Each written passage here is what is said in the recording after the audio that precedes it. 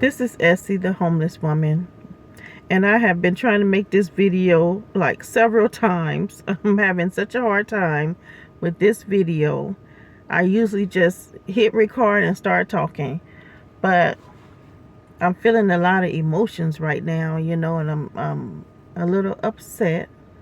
I don't think I'm a little upset. I'm a lot of upset um, because with my channel, I'm trying to encourage and uplift homeless people.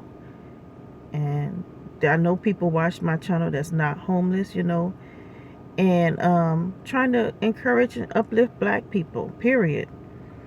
And I don't like it when a Caucasian person comes in the comment section and try to undo everything good that I'm trying to do with their comments about what I need to do, and it's my opinion when they giving me their opinion. But I know why that is, because in that person's mind, because she's Caucasian, her opinion is more than mine. Um, when I was a kid, I was very shy and timid, extremely shy and timid. I um I cannot believe I'm sitting here making these videos, but it's because of Yahweh that I am. It's because I've been born again and I've been raised by Yahweh. But, having parents from Mississippi where you're seen and not heard, I was always told to shut up when I was a kid. I was never, I didn't have, I would say my father, he was a Marine. He was very strict. We as kids could not express ourselves. Even if it was me and my sister talking, and like say we were going somewhere and me and my sister's in the back seat and we're talking, he'd tell us shut up. He'd tell us to shut up. We couldn't even talk to each other. If he saw us having a good time, like we at home and we're having fun and we're talking about this show we're going to watch that's coming on at night, and he'll hear us, he'll tell us to turn off the TV and go to bed before the show comes on. That used to hurt me to my heart, because I knew when I got to school the next day, all the kids was going to be talking about it. But my father, when he found out that it was a good show that we wanted to see on TV, he would tell us to turn off the TV. It just make up anything to get upset at us and tell us to turn off the TV and go to bed. And then he would watch what we wanted to watch. He would watch the program in the kitchen, and we can hear the TV. We can hear the program that we wanted to watch. He's watching it. Anyway, I didn't make this to put him down. He's passed away. It was just, I'm just thinking about when I was a kid and I was told constantly to shut up. And I was shy and I was timid. And so when I would talk to people, my lips would start shaking, because especially if the person was really paying attention to me, like listening to what I had to say, I would get nervous, like then I wouldn't want to talk, because I was never brought up to express myself, So public speaking, that's out of the question. But I've been born again and I've been raised by Yahweh. And I've been raised to speak my mind, speak the truth, and speak up.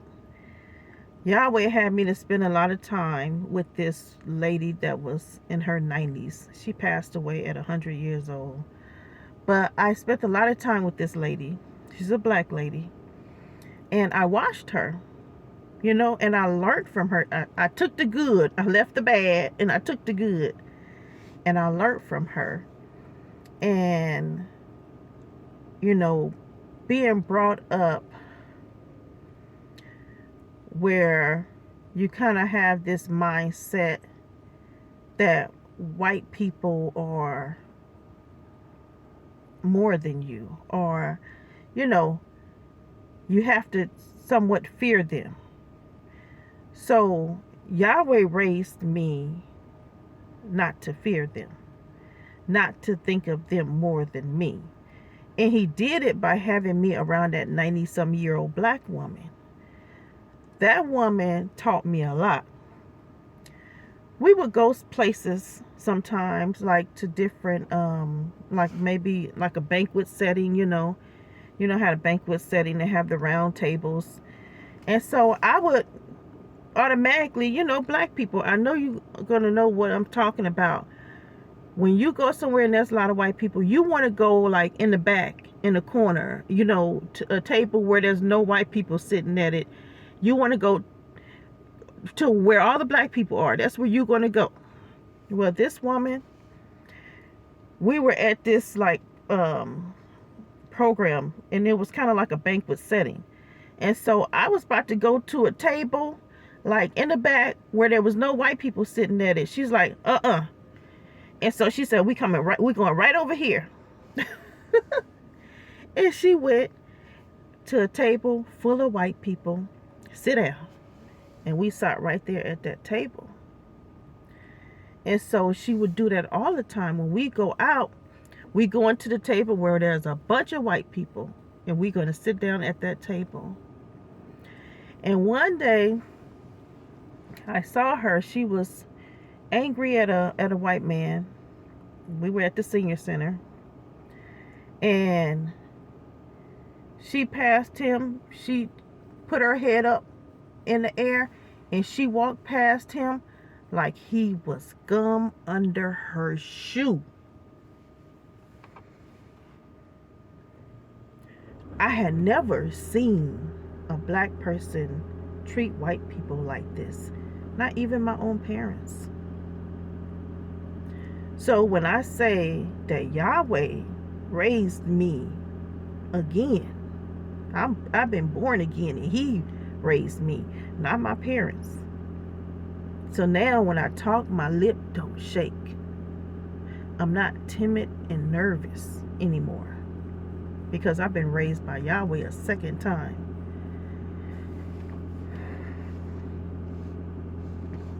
So when I look at white people, I don't look at them up here and me down here. No, no, no, no, no. And see, that's why I think that woman left that comment. Because in order to keep people down, you got to get up here. And you got to make them people feel less than up here. It's not about how they think of us. It's about how we think of ourselves.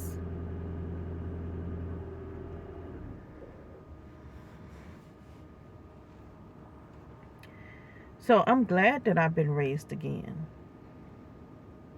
I'm glad I've been born again. Because if I hadn't been born again, I would have been raised to be I would still be nervous, shy, and timid, and lip shaking when I talk. And I'm glad I'm not like that no more. I am so glad.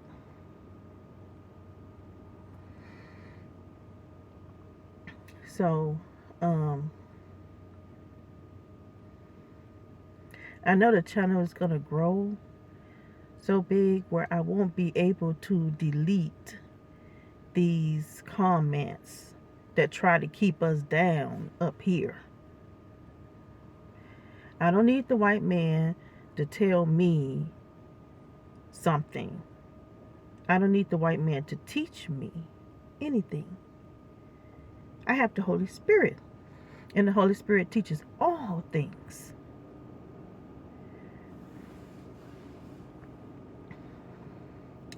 You know, when you talk to Caucasian people and you tell them something that they don't know, they say, how you know that?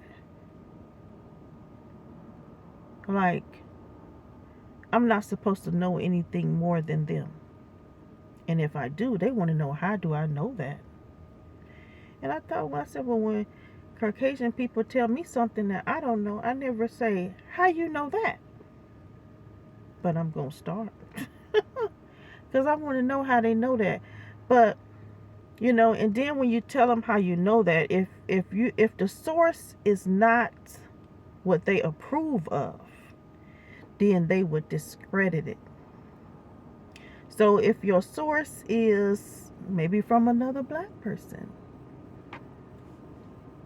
they would discredit it. If it's from a Caucasian person, then, you know, it's okay. It's legit. And that's how I felt that she did me in that comment section. That's your opinion.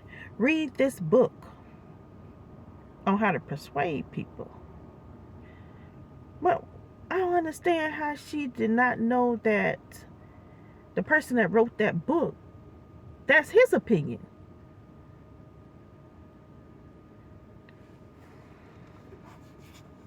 But like I say, she think that his opinion is greater than my opinion.